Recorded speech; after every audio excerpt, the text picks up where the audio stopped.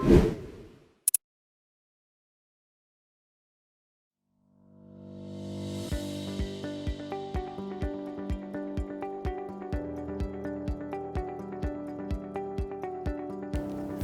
of Mechanical and Aerospace Engineering, Institut Teknologi Bandung, hosts 7 research groups.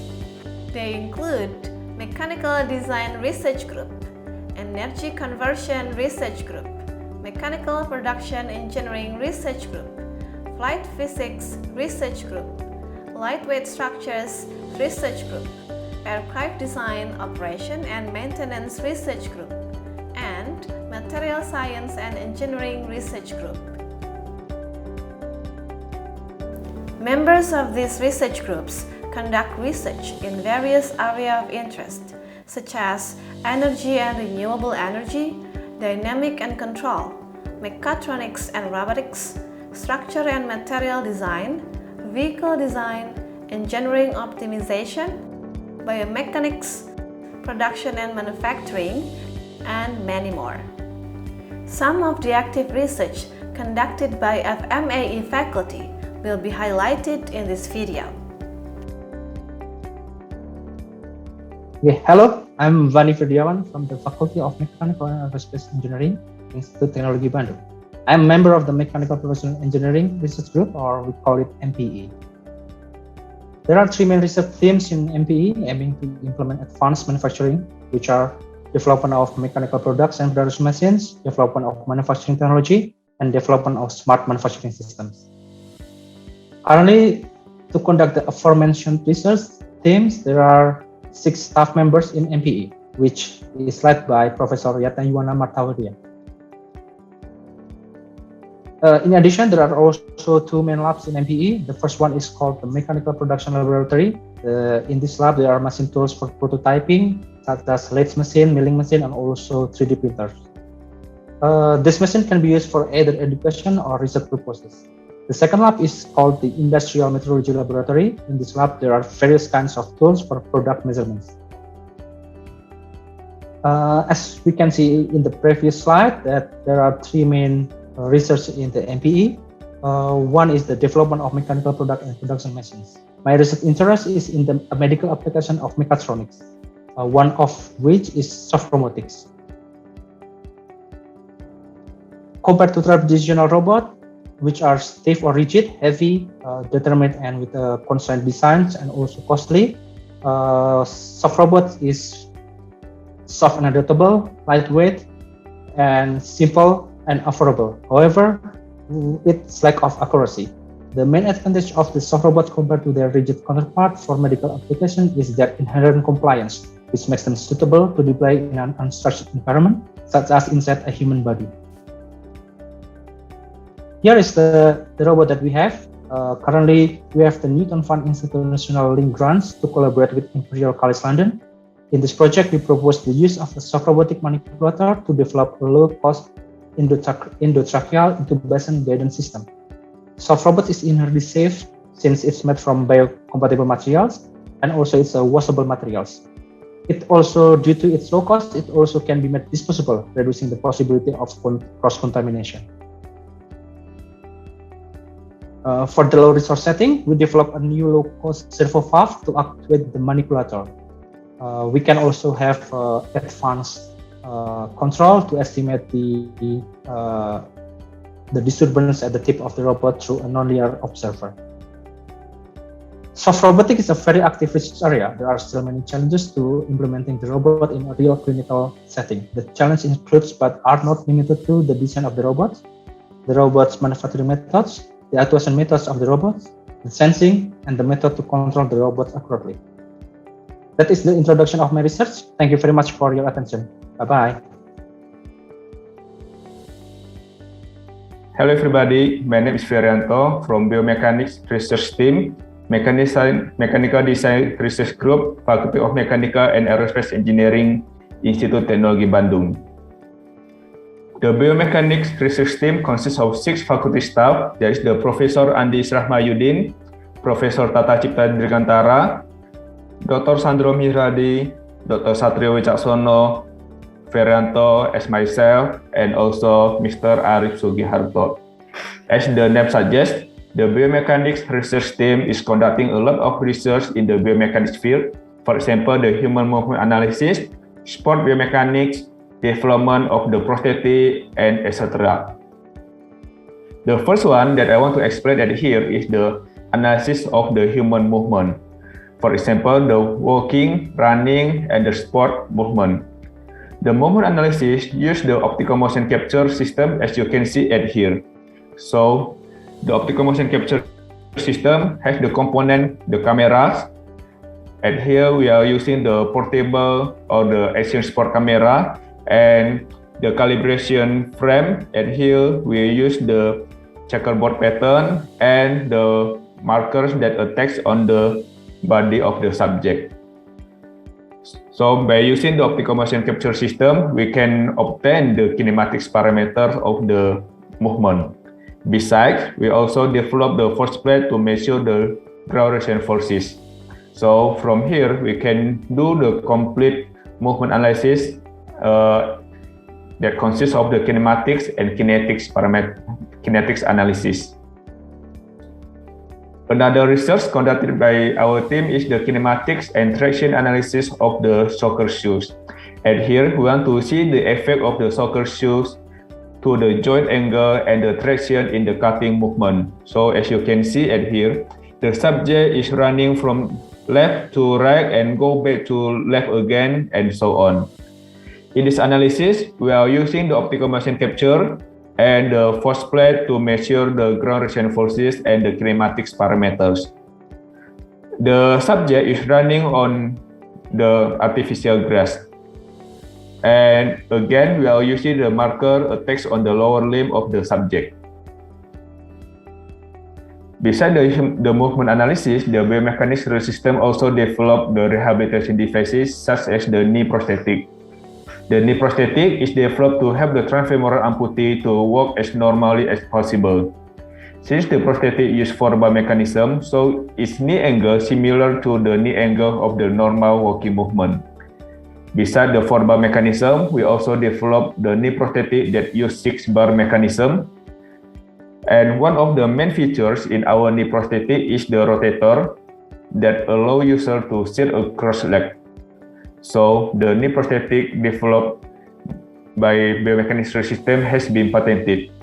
And here you can see the video of the amputee using our knee prosthetic in the game.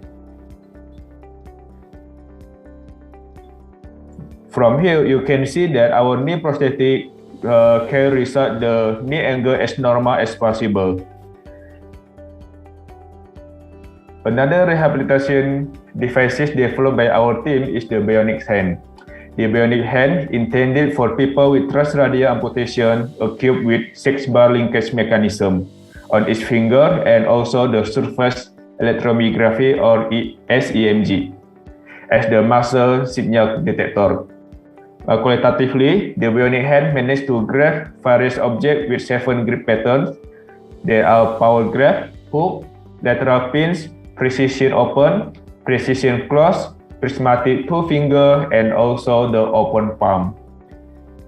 Actually, besides the movement analysis and the development of the rehabilitation devices, the biomechanics research team also has many researches in the field of the dental biomechanics, injury biomechanics, and etc.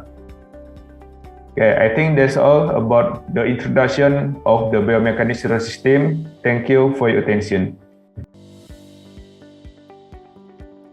Hello, my name is Pramudita Satriapalar, and please just call me Pram. So I am a researcher and a faculty at Flow Science and Engineering Research Unit from the Flight Physics Research Group at the Faculty of Mechanical and Aerospace Engineering. So this research unit has 2 faculties. The first one is Dr. Lavi Rizky Zuhal, and the second one is myself. And we have a diverse student from around the world. So we have students from Indonesia, from Sudan, from Cambodia, from Japan in the past, and we also have students from various backgrounds. So as you can see here that we have 3 main research topics conducted in our group. The first one is experimental fluid mechanics, the second one is computational aeroscience, and the third one is design optimization using machine learning. So see this video. So in experimental fluid mechanics, we are developing modern methods to uncover the mystery of fluid flow. So in this figure, you can see that we were trying to simulate a complex flow around a flat plate, a moving flat plate to be exact. So this is a very difficult problem. And the nice thing is that we were able to solve this by using the methods developed in our laboratory. The second one is computational aeroscience in the center. So this case is very complex because this is a deforming body, and also this has a interaction between fluid and structure. Because this case is very complex, we need also a complex method to solve this problem. So we developed a so-called computational fluid dynamics method, and to be exact, a meshless computational fluid dynamics that is capable of solving this very complex problem. So the nice thing about this is that you don't need mesh just like in ordinary computational fluid dynamics. And finally, the third one is design optimization using machine learning. So machine learning and data science are very recent methods and they are very popular nowadays. And the idea is to apply these techniques to explore design in various engineering problems. So to be exact, we are using this method to evolve fluid flow and also to evolve structural design. So in this case, you can see that our method is capable of evolving a plate with holes, and then as you can see that it with continuous improvement, it evolves into a bridge. And this is an optimal solution from nature, and our method is capable of finding this solution automatically without any human intervention. Hello, my name is Oni Arifianto. I'm one of the members of Flight Mechanics Research Group. The Flight Mechanics Research Group focuses on several research interests, such as the flight dynamics, flight control, and also avionics systems. And in Flight Mechanics Research Group, there are several people that are involved in the development of the unmanned aerial vehicles. Those people are Professor Dr. Hari Muhammad, Dr. Rianto Adisasongko, Dr. Toto Indrianto, myself, Dr. Yasti Ibrahim Yeni, Seno Saisnu Rawikara, and all of us work on several unmanned aerial vehicles projects, such as the cargo drone development, where we not only develop the vehicle itself, but we also involved in the development of the regulation for this cargo drone. And also we developed system risk and safety analysis of this cargo drone and some operational challenges that operator usually face in operating this vehicle. And also we have several researches on the micro UAV applications, such as for tactical application in contained environment and also for object monitoring or surveillance application, especially in indoor applications. Further, we also have developed the flying laboratory to be able to develop autonomous system for unmanned aerial vehicles, such as the guidance and control part of it, and also the control for some unconventional aircraft configurations, and also for combat UAV applications, for example, for maneuvering control and also for autonomous combat control. And we not only develop research project within our groups, but we also involved in national projects, such as the development of medium altitude long endurance UAV project, which is the national interest that are developed by several governmental organizations as well as government-owned companies in Indonesia. And during the development of this UAV, we are involved in the development of airframe, flight systems, and the guidance and control. That's all, the introduction of the Flight Mechanics Research Group. Thank you very much, and Goodbye.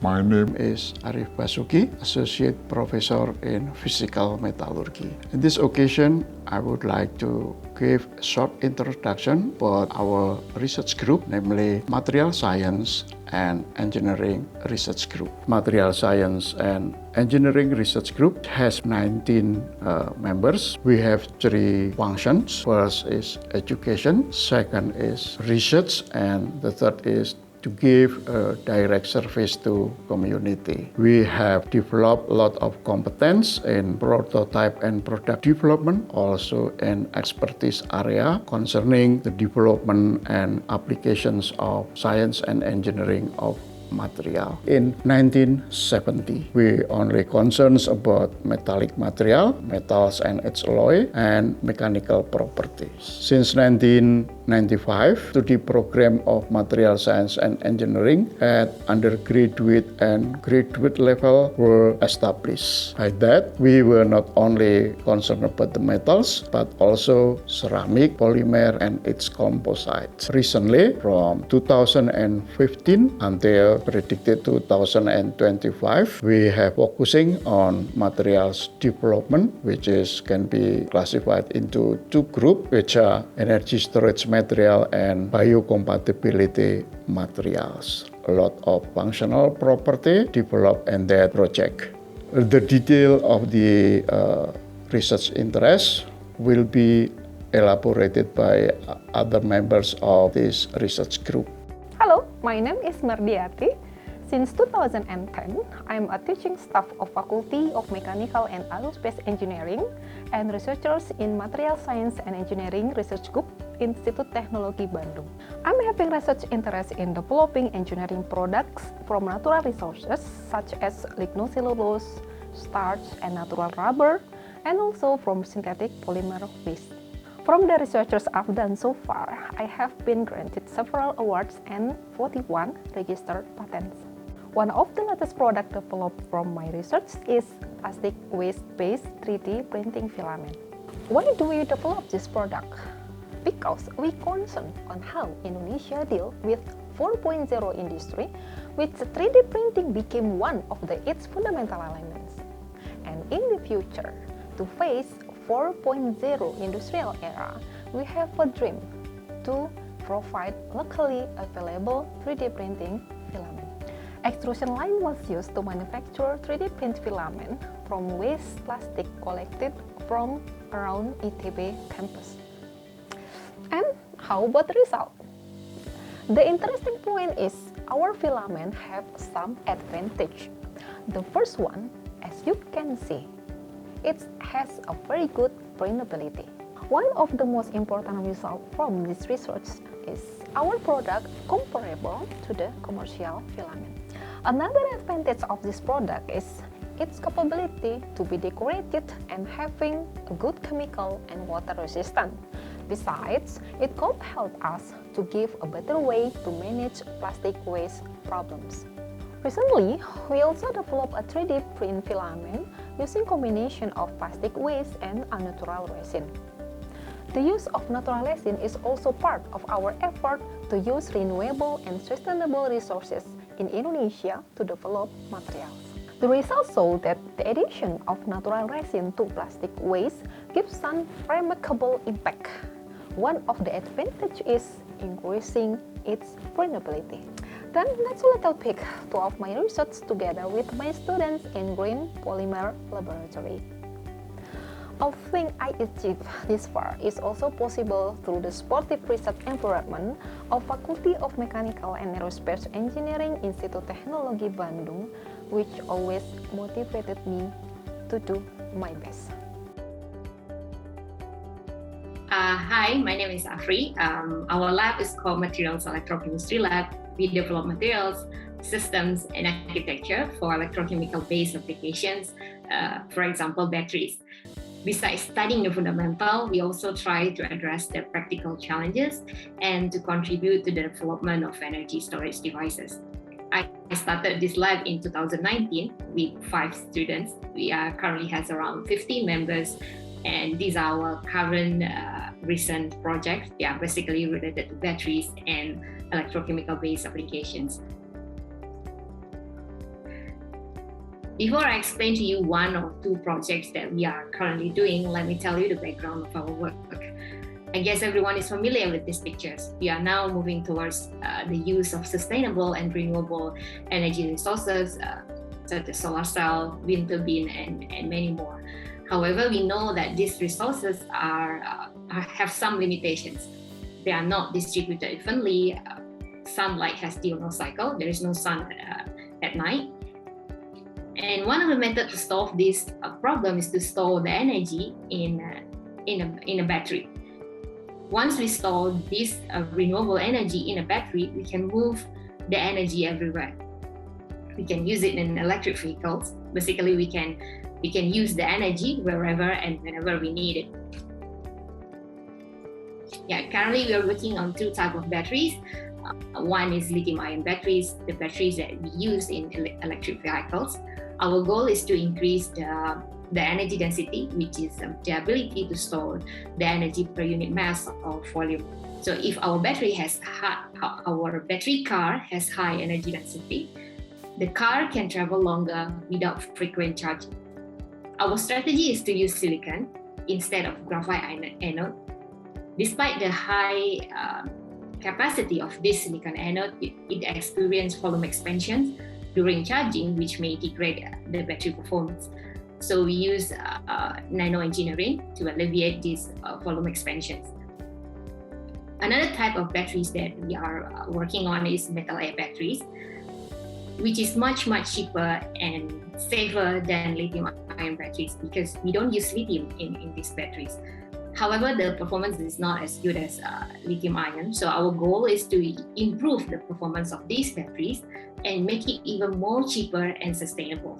So our strategy is to employ a bifunctional catalyst to improve the charging and discharging process of these batteries. And the catalyst, we try to make a catalyst from the materials that are derived from sustainable materials, such as the biomass or even waste. So that's all from me. We have seen some highlighted research activities carried out by FMAE faculty, among other research that also administered at FMAE. Research has always been significant parts of FMAE academic activities to ensure that we can always cope with and give contribution to the advancement of science and technology.